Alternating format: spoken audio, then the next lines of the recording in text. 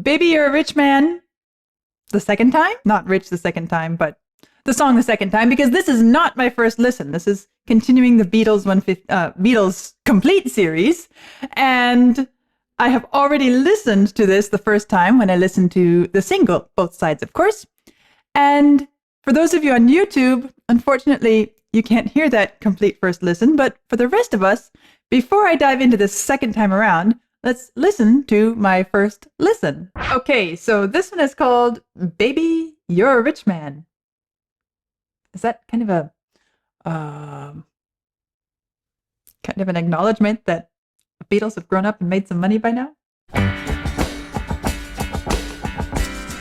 Now, as you know, since I've changed and developed my format of the first listen, I'm not reading details about every single song along the way, because the whole idea is to hear the complete album or single as you might have heard it back when it was first released.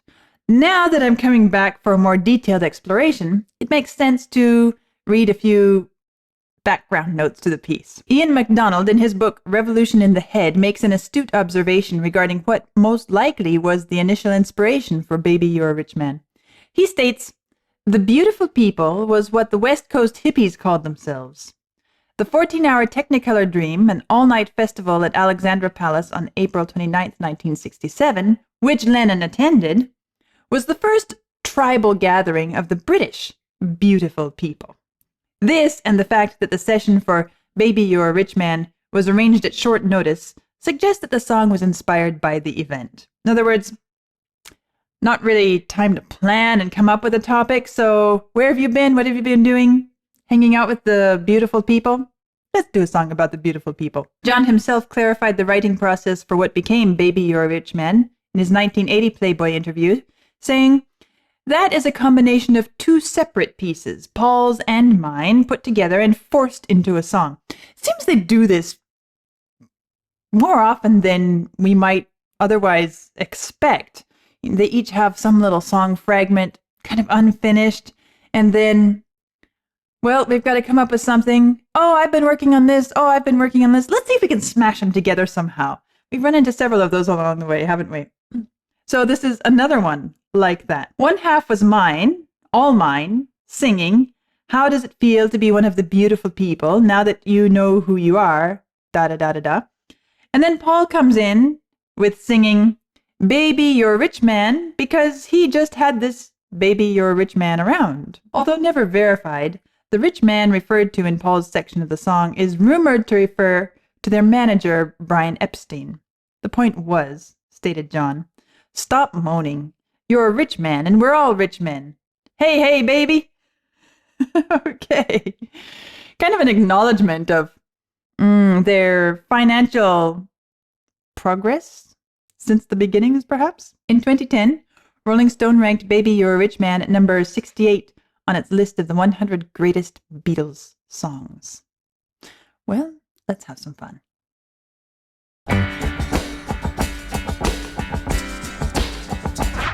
Isn't that such a great introduction? It starts out with this, I don't know how to say, should I say, it's all about the bass thumping away down there, almost like an old farm tractor that, I don't know how many of you know, I grew up in a kind of rural farming area, and some of these old, like antique farm tractors some of the farmers still use, they have this really slow engine, and it just puts out this high pressure puff is the best way I can explain it. And this almost has that sort of old tractor feel to it. Funny way of describing it, I know. But this feeling of there's a lot of density here. And at the same time, it's not just dense and compacted, but it's also a bit explosive. But the density of it, the heaviness of it, I guess I could say. No, I would say the lack of bounce. I'm now thinking, okay, what if we were to say this is like a ball being thrown on the floor? It's a ball that doesn't really bounce very high. it's got some really a good deal of weight to it, so it doesn't just rebound. It doesn't have a lot of spring. It's more of a slap or a thud. At the same time, since I have also started going through the Led Zeppelin series, it's not the same kind of heavy that I experience when I'm listening to Led Zeppelin's music.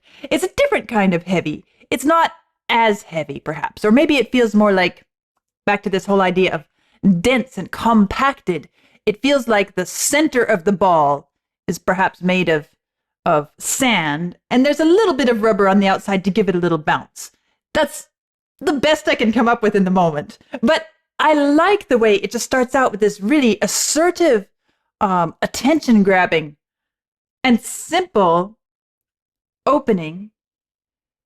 But it's so sure of itself. It's so confident. And at the same time, it doesn't sound arrogant. It doesn't have this cocky, bombastic feel. It has such a great solidity to it. I like that. And I can't really tell. Are there drums with it, or is it just the bass? Is it some articulation he's doing? I don't know enough to make it out, but I like the articulation. I like the way it just starts out with that put, put, put feel. And then, on top of that, the piano playing these simple chords, almost like somebody's sitting down at the piano and saying, let's just find a few chords here. Okay, we're sitting on the G chord. Let's just try an inversion. Let's try. It gives you this sort of vibe of, okay, I'm just kind of feeling my way around. Oh, let's go to the 4. Okay, so we've got this and this. Okay, let's get back to the key chord. Play it a couple times. It's that sort of, I'm just warming up. I'm getting the feel of the keys. Well, everybody else is already going on, right? And this piano just coming in with those few sort of introductory, improvisatory feel chords. Junk, junk, bum, bum. And you start to feel it is what starts to make us feel a bit of a awareness of key orientation with that G that we have starting here, and then to the C chord, the 4 chord, back to G, back to C, just kind of feeling our way 1 to 4 to 1 to 4, finding our way in. And then, as that is warming up and finding its spot, suddenly the bass takes off, and just as soon as the bass takes off, da da da da da da da da, then this other sort of almost Indian sounding instrument, isn't it? It says claviolin. Maybe it's a electronic violin sound, perhaps. But this is what I'm seeing right here, claviolin. But it has a real improvisatory, I'm going to use a term I've been kind of emphasizing lately, melismatic, this sort of really fluid, ornate, improvisatory, flowery feel to it. All this buzzing bees flying around to every flower, and all the flower petals and everything going along with it. And it's such a good contrast to all this chug, chug, chug that we've had going on in the bass. And then the slow pace of the harmonic shape that is coming to life gradually with the piano. And then this ethereal voice comes in. How does it feel to be? It's for a piece that has such a simple harmonic shape in the opening, it's such a rich, colorful, multi-textured, multi-dimensional introduction. And the other thing I notice about it, in terms of Beatles introductions, it's been a while. Let's see. This is kind of a 20-second intro. It takes a while to get through it. And I'm not saying that Beatles never do that, but they often go kind of straight to the point. A short little intro, sometimes even no intro, and then off we go. This one is taking some time and building us up, and each of these instruments coming in one layer after the next, it kind of points our attention to each one, saying, don't let me get lost in the mix too quickly. This is not about everybody all together. This is about layer after layer after layer of instrumentation and sound, sonic experience coming together all at once. But each one is important. Each one gets its own entrance. You can think of a formal event where each important personage gets introduced formally, one at a time, at a time, at a time. And I like when the melody comes in. I like this kind of otherworldly quality to it. How does it feel to be? There's a sort of voice of wonder. How does it feel to be one of the beautiful? And I like the way that the people is kind of separated. It's almost like it's an afterthought.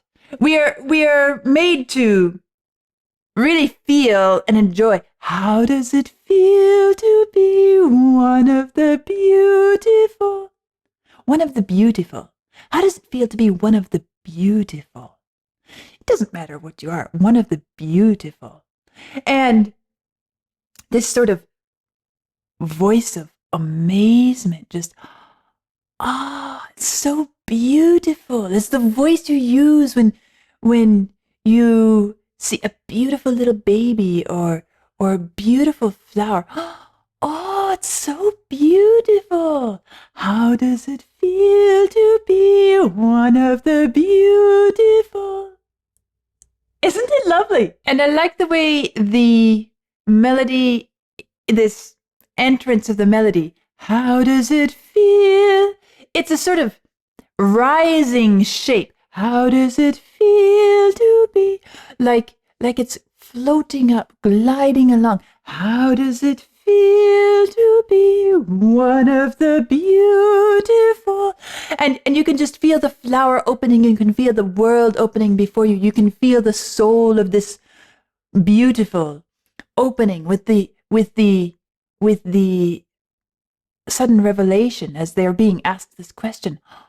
I am one of the beautiful? I am one of the beautiful?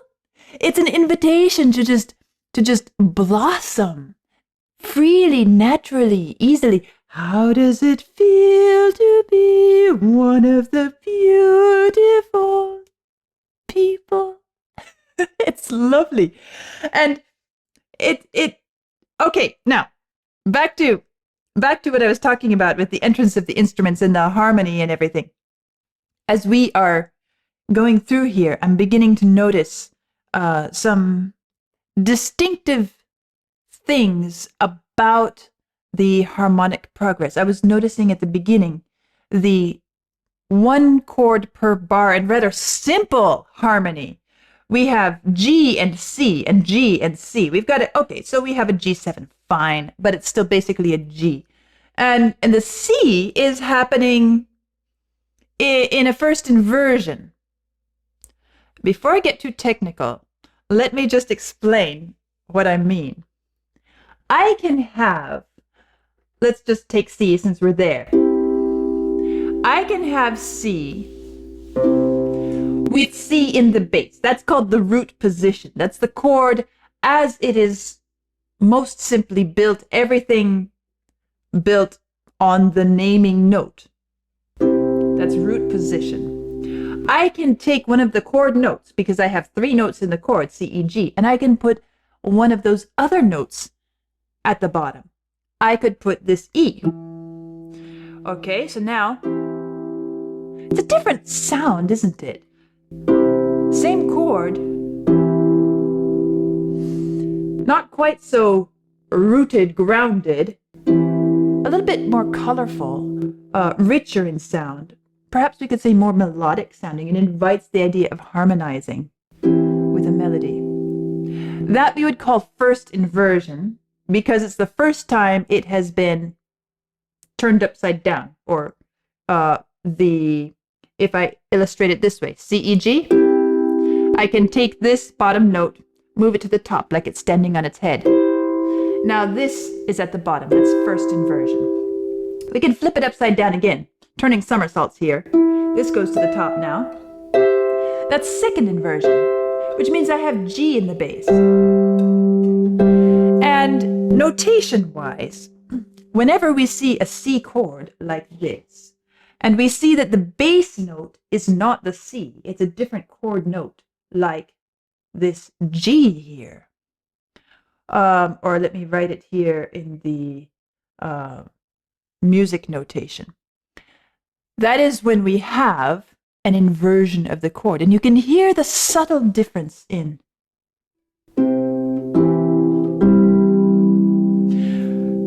When you have this second inversion,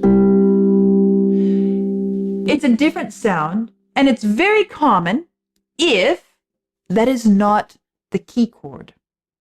So in this case, it's the 4 chord. It's like saying this is home, this is 4. That's my second inversion C. So the bass remains the same on both of those, because root G is the same as C with G at the bottom. So your bass is chugging away on G. How far does it go this way? Let's look. It starts here. And, well, actually, we could take it a bit further, because this is basically dancing around on G, from one G to the next, mostly G. And so we keep going. Now it just sticks on G, keeps going, keeps going, keeps going. Still G, keeps going. Let's keep going and see how far this goes. All right, this means repeat, so it's going to still be G, keeps going, still G, still G, still G, still G. Oh, this is interesting. And now suddenly we get to play a non-G note, chugging away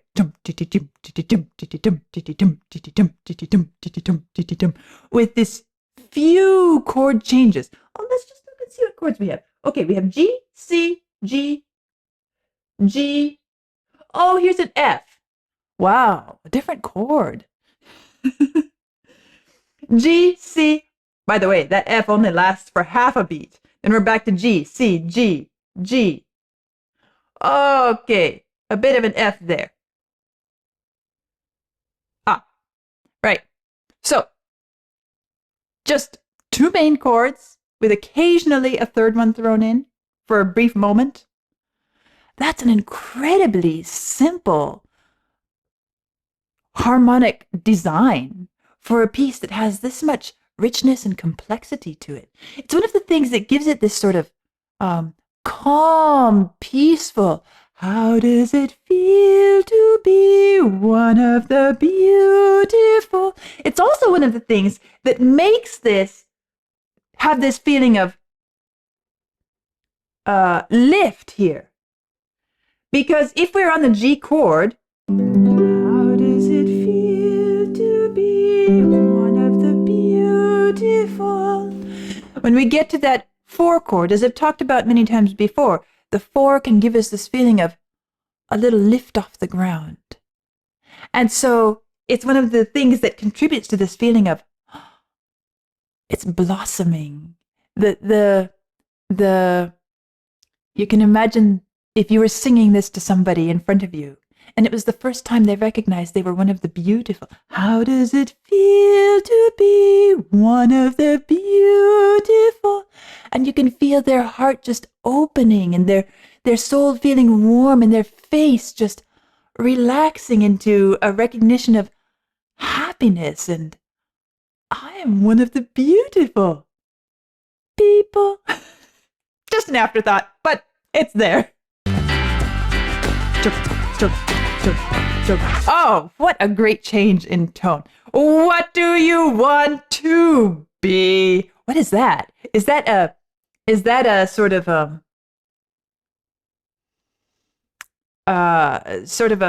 I mean, how do we take that compared to now that you know who you are? Oh wow. You know who you are now. Now that you know who you are. What do you want to be? Ah, now that I know who I am, what do I want to be? The realization that I have some choice in the matter. I have some liberty, some freedom to choose what to do with who I am. And at the same time, there's this feeling of urgency in that voice, isn't there? What do you want that you know who you are? I just mentioned a moment ago, as the music is playing, the little touches of vibrato in this, in the singing here. It's so good. It fits with this claviolin or whatever it is. This little the sort of busy, happy, celebratory, dance-like, sort of oriental, exotic dance feel. What do you want to be? And on want, there's this ring of vibrato that comes out. And it seems to echo and be linked to this dee dee dee dee. So they're kind of connected one to the other, even though it's such a different tone of quality. Well, speaking of different, actually, when he's singing "What Do You Want to Be," it's much closer to this tone-wise because it has more of that pointy, edgy, vibratey, buzzy type tone, rather than this "Now that you know who you are." And I love the way in this song they use the distinct differences vocally, tonally, to sharpen the edges on something that could otherwise feel just a little bit bland because of how incredibly simple it is. What do you want to be? People, little touch of harmony there, just thrown in to enhance that. Now suddenly people isn't an afterthought. It's more like the completion of the thought after a little gap.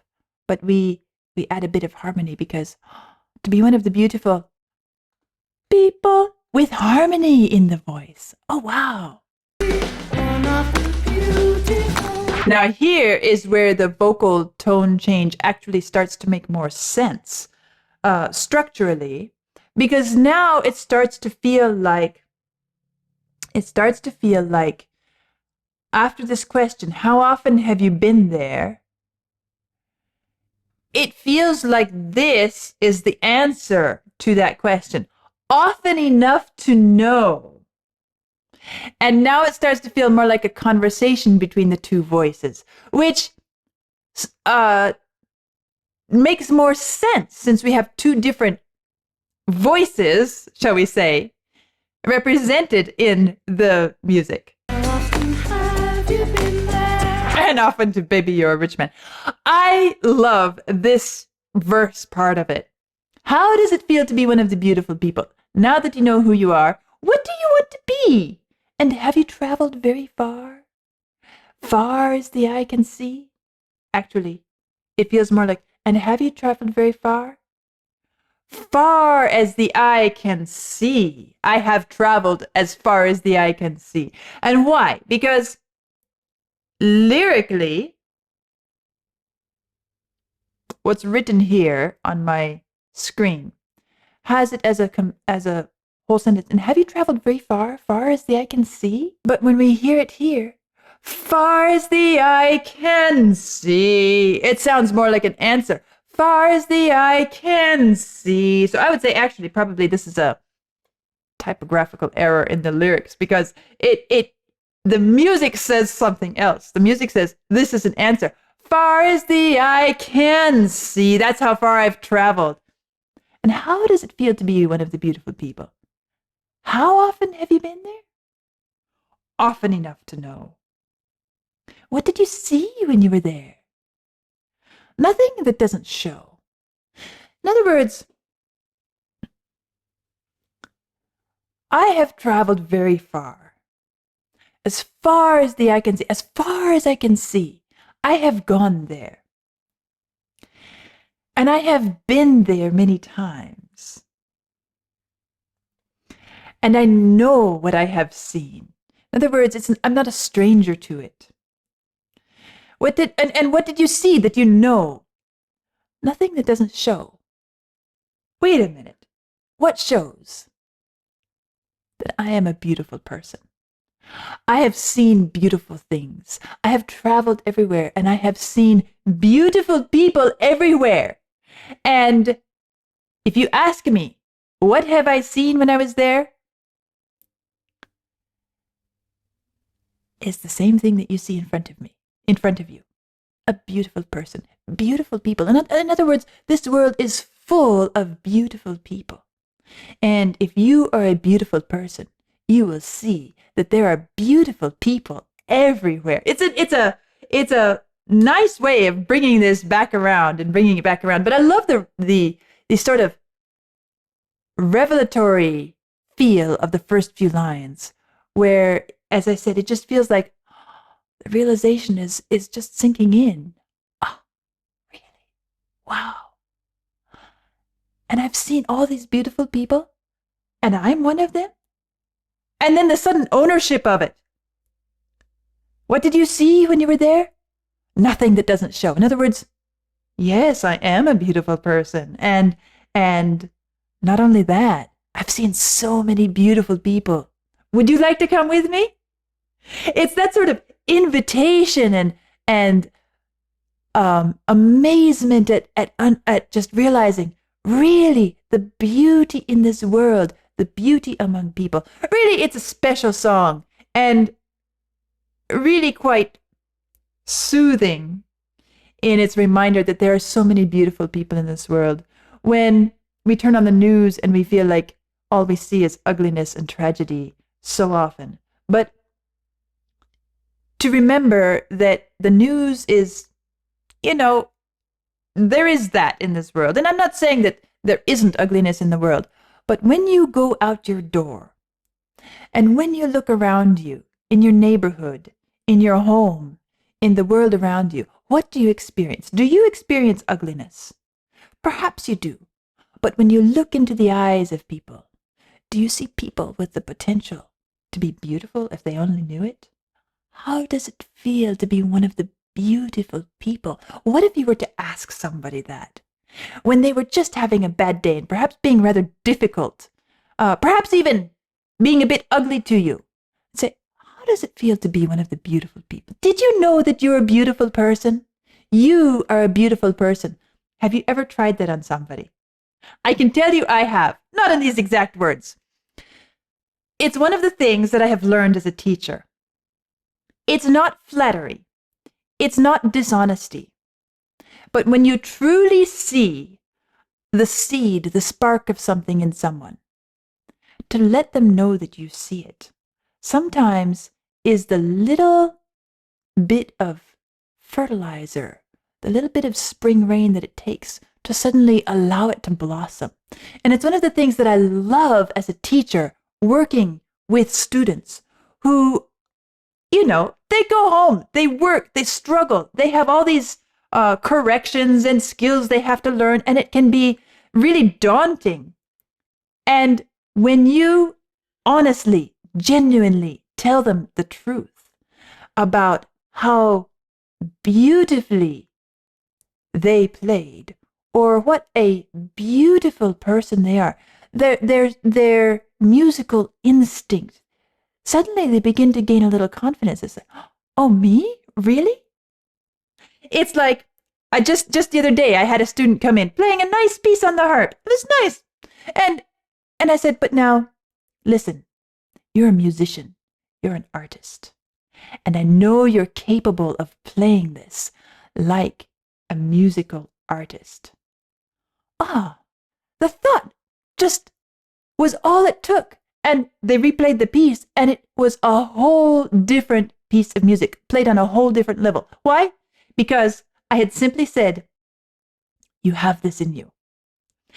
Now, all I'm saying is, we have the power to make a difference in so many people's lives and experiences. We have the power to fill this world with beautiful people if we only recognize that the people in front of us are truly beautiful. And if we can just help them remember, help them perhaps even discover for the first time, how does it feel to be one of the beautiful people?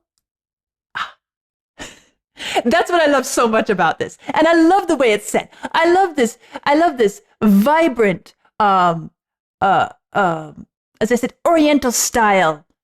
I love the hand claps. I love the percussive elements. I love all the instrumental complexity settling into this simple harmonic shape and feel, which allows this wonderful realization to just glide and bloom out of the top of it all. And to me, it's just beautiful.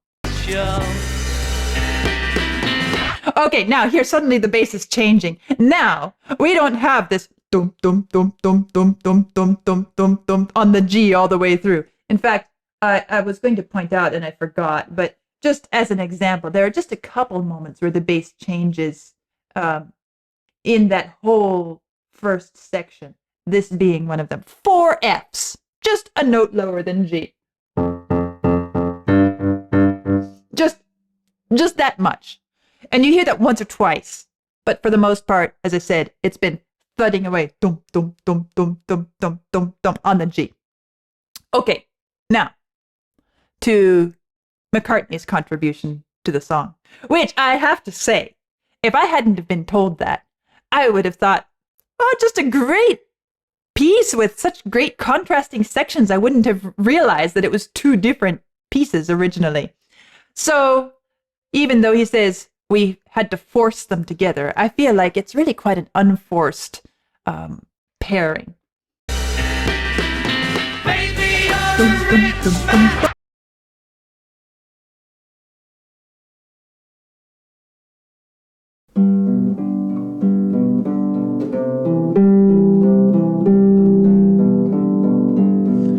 It's this sort of walking around, striding around confidence, no longer the revelation of, for the first time, it's, I'm going to walk in this. Baby,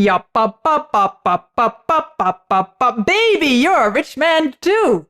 Oh, now this person who suddenly, how does it feel to be one of the beautiful people, is now strutting around, striding around, telling everybody, baby, you're a rich man. Baby, you're a rich man. Baby, you're a rich man too.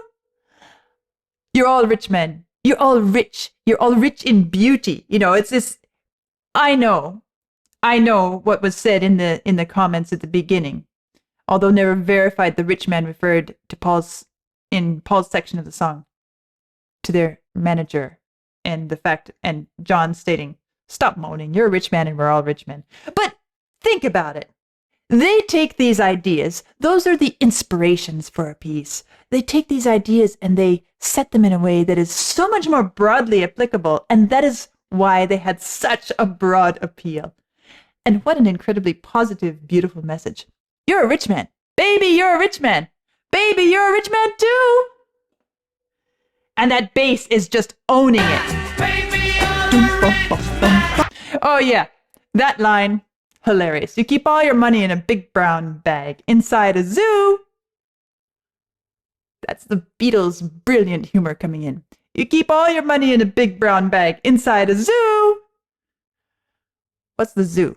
In my mind, it's this zoo of the world, and we look around. As I said, it seems like chaos and all the crazy stuff happening. And we feel like we're in a zoo full of wild animals, kind of entertaining, a little bit crazed and crazy, foolish. You keep all your money in a big brown bag inside a zoo.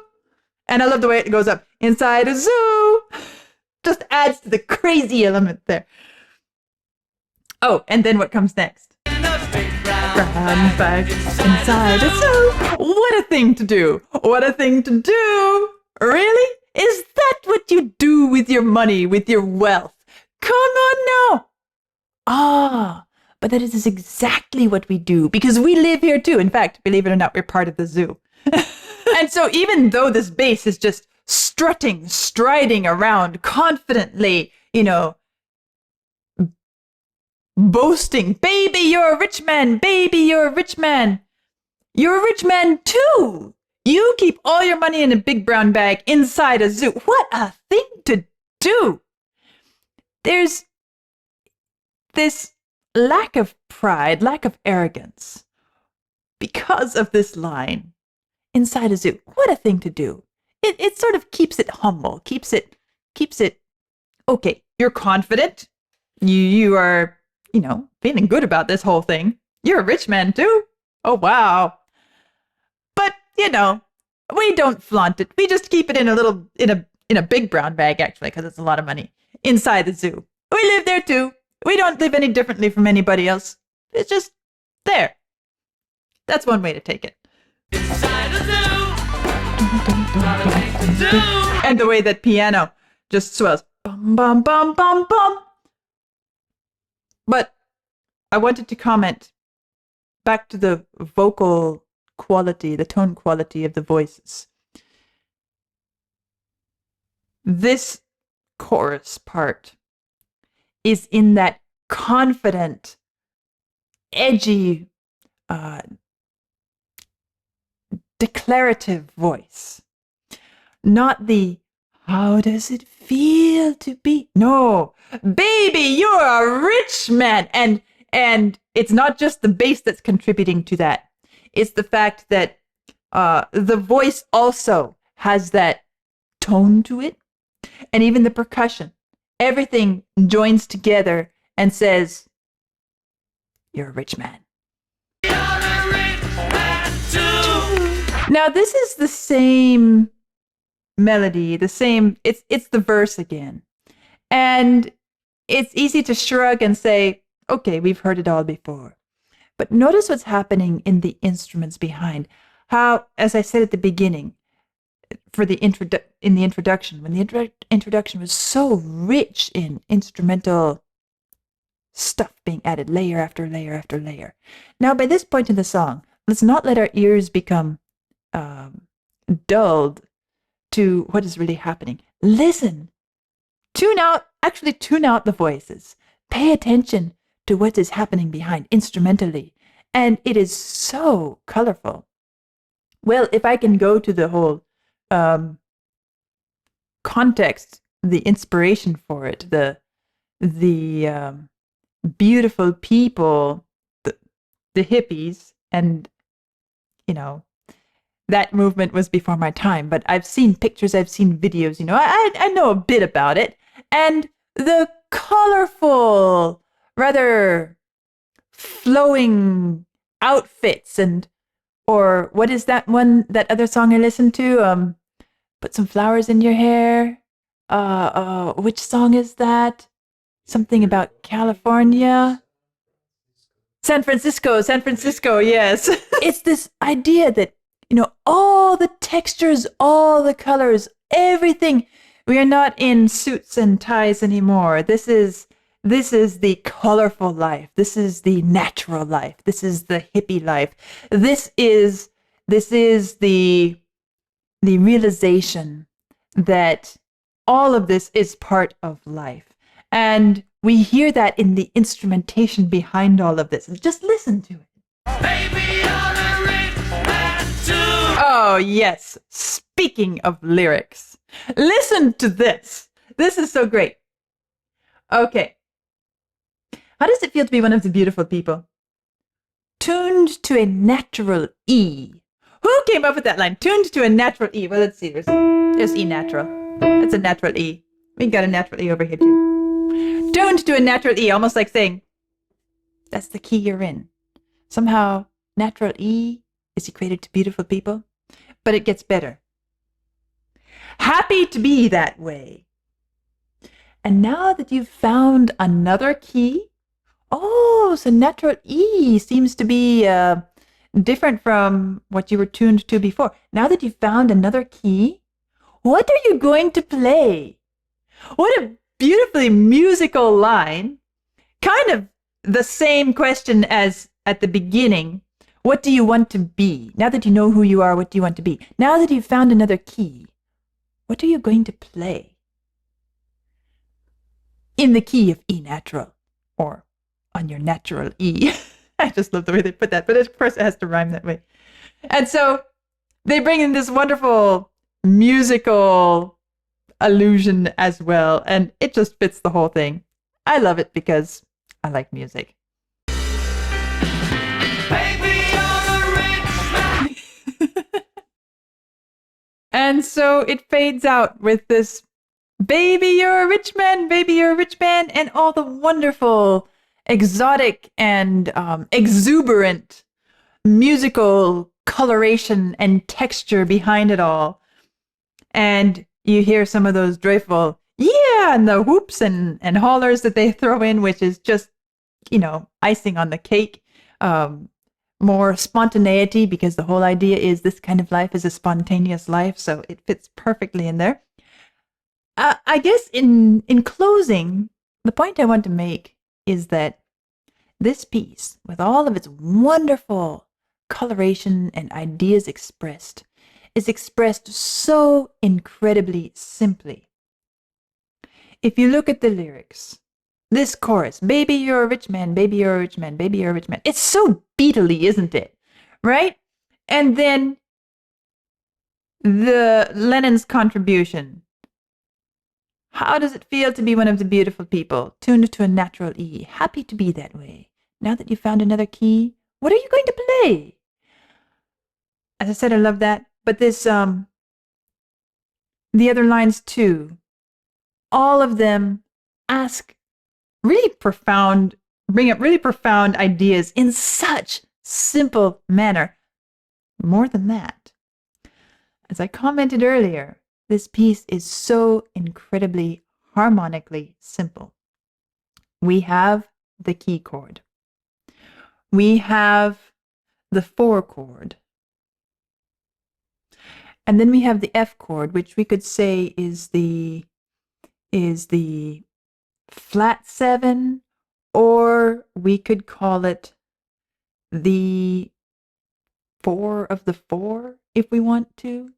Regardless how we parse out the harmonic functions, we have 3 chords. I didn't spot another chord in here. If I missed one, maybe I missed one, but this is basically what the piece is made of. 3 simple, incredibly simple chords with an incredibly simple harmonic scheme and structure. All of this, it's so simple. And it's like it's saying, maybe it sounds profound, maybe it sounds really, really deep, philosophically, ideologically deep, but it's simple. Baby, you're a rich man too. Just keep that in mind. You are a rich man too. You are one of the beautiful people. Now think, how does it feel to know that you are one of the beautiful people? And that is the message that I get from it, both in the music and the lyrics. I think it's wonderful. It's interesting to see how incredibly simple this is, coming after all that happened in Sgt. Pepper's album, and even the A-side of this single. Those were much more complex in many ways, but still we have the wonderful tapestry of the instrumentation. And that is kind of the common thread I find in addition to the messaging of the piece. Which, when we dig into this message, it might seem weird to have on one side, all you need is love, and on the other side, baby, you're a rich man. But when we start thinking about really what is being said here, it is consistent messaging. And I'm starting to hear a consistent message coming from the Beatles in going this direction, even in this little single A and B side. So that was a lot of fun exploring this very simple song, which has some surprising depth to it. It's beautiful. And, well, let's see what comes next. I'll see you soon.